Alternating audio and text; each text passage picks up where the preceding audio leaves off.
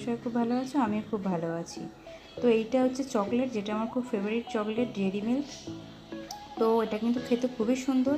আমি খেতে খেতে প্রায় খেয়েই ফেলেছিলাম। তারপরে দুপুরে মা ভাত নিয়ে খাওয়া নিয়ে ভীষণ ঝামেলা করলো, কারণ একটু পরেই ভাত খাবো, তার মধ্যে আমার ক্যাডবেরি খাওয়া লেগেছে। আর দেখতেই পাচ্ছ কত আম বাবা এনেছে। এটা ছিল কুমড়ো সিদ্ধ, এটা ছিল আলু ভাজা, এটা ছিল ডাল, এটা ছিল কাসুন, আর এটা ছিল মাই ফেভারিট আলু পোস্ত। আলু পোস্ত কিন্তু খেতে আমার খুব ভালো লাগে। তো এটা ছিল ঠাকুরের প্রসাদ মিষ্টি, এটা ছিল আম, পাকা আম, যেটা আমার ফেভারিট।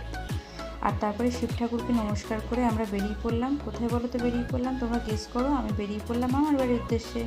তো মামার বাড়ি গিয়ে অনেক আনন্দ হলো, খুব মজা হলো। করার পরে তারপর খেতে বসে গেলাম। খাবার প্রথমেই ছিল ভাত, মুড়িঘণ্ট, পাঁপড় ভাজা, আর তার সঙ্গে ছিল খুবই প্রিয়, আমার খুবই প্রিয়, সেটা হচ্ছে কি বলো তো, মাছের ঝোল।